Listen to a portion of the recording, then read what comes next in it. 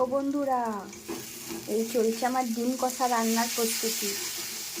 আমি এখানে আজকে আলু দিয়ে ডিম দিয়ে কষা করছি রাতে রুটি খাওয়ার জন্য। আর একটু কড়াইয়ের মধ্যে আছে পেঁয়াজ, আদা রসুন আমি করে দিয়েছি, থেতো করে দিয়েছি, আর টমেটো। আর কড়াইয়ে ফোড়ন দিয়েছিলাম, দুটো এলাচ ফাটিয়ে দিয়েছি। আর দিয়ে দিয়েছি লঙ্কার গুঁড়ো আর হলুদ গুঁড়ো আর নুন পরিমাণ মতো। এবার এটা দিয়ে আমি বেশ ভালো করে কষাচ্ছি। আর ডিম আর আলু আমি সেদ্ধ করে ভালো করে খোসা ছাড়িয়ে রেখেছি। এগুলো আমি আর তেলে ভাজিনি, এগুলো ডাইরেক্ট আমি মশলার সাথেই কষিয়ে নেব। এইভাবে করলে দেখবে খাবারের টেস্টটা খুব সুন্দর হয়ে যায়। আর এটা আমরা বেশিরভাগ রাতে রুটি দিয়েই খাই, খুব ভালো লাগে খেতে। তো চলো, এটা কষানোর পর তোমাদের সাথে দেখা হচ্ছে আমার। এরপর এতে দিয়ে দিলাম একটু মিট মশলা। এবার মিট মশলা দিয়ে আমি বেশ সুন্দর করে একটু জলও দিয়েছি, কারণ তলায় লেগে যাবে না হলে। এবার ভালো করে এটা কষিয়ে নিচ্ছি যতক্ষণ না একটু ভালো করে রান্নাটা তেল ছেড়ে আসে। তো দেখো, আমার মশলা থেকে তেল ছেড়ে দিয়েছে। আমি এবার এখানে যে সেদ্ধ করে রাখা ডিম আছে, ডিমগুলো দিয়ে দেবো। আর আলুগুলো যে সেদ্ধ করা আছে সেগুলো দেবো। দেখো, ডিমগুলো কিন্তু আমি চিড়ে নিয়েছি যাতে মশলাটাতে ভালো করে ঢোকে। আমি এখানে তেলে ভাজিনি, কারণ হচ্ছে এই ডিমগুলো তেলে ভাজলে পরে কিন্তু একটু তেলটাও বেশি লাগে, তাই না? সেই জন্য আমি একটু কম তেলের মধ্যে করার চেষ্টা করেছি। আর হ্যাঁ, আলুগুলোও কিন্তু আমি একটু কাঁটা চামচ দিয়ে ফুটো ফুটো করে নিয়েছি, যাতে আলুগুলোতেও ভালো করে মশলাটা ঢুকে যায়। এগুলো নতুন আলু, তাই আমি গোটা গোটা রেখেছি, খুব ভালো লাগে নতুন আলু দিয়ে। এটা একরকম আলুর দম টাইপেরও হচ্ছে বলতে পারো, ডিম আলুর দম। খুব ভালো লাগে এটা রাতে রুটির সাথে খেতে। আমাদের প্রায়ই মাঝে মাঝে এটা রাতে করি, আমার বরের খুব পছন্দের, আমারও খুব ভালো লাগে।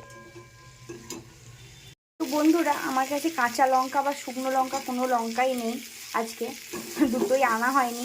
সেই জন্য আমার কাছে একটু চিলি সস ছিল, আমি চিলি সসটা ঝালের জন্য ব্যবহার করেছি। তোমাদের কাছে কাঁচা লঙ্কা বা শুকনো লঙ্কা তোমরা যেটা যে খাও সেটা থাকলে কিন্তু অবশ্যই তোমরা ইউজ করো। একটু ঝাল ঝাল না হলে তো ভালো লাগে না ডিম।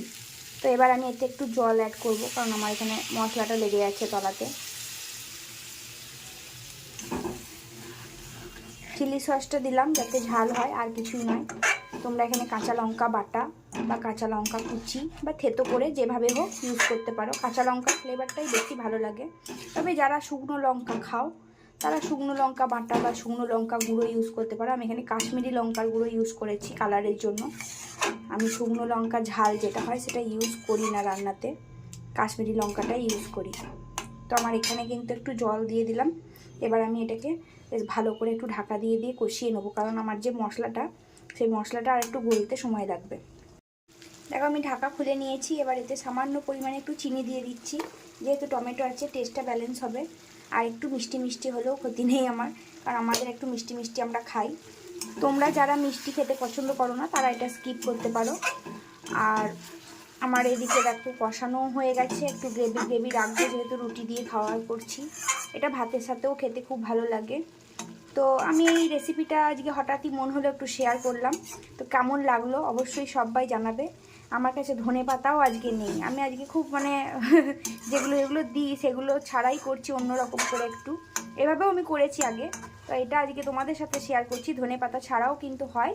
আমি এতে একটু কাসুরি মেথি দিয়ে আমি নামাবো, পরিবেশন করব। একটু পরে দেখাচ্ছি তোমাদের কাসুরি মেথি দিয়ে।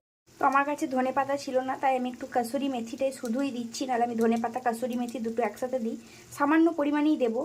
কাসুরি মেথির যে সেন্টটা সেটা কিন্তু খুব ভালো লাগে এতে। ভাত দিয়ে খেলে কাসুরি মেথিটা তোমরা যারা পছন্দ করো না তারা দিও না, কিন্তু রুটি দিয়ে খেলে অবশ্যই দিও, দারুণ লাগে খেতে।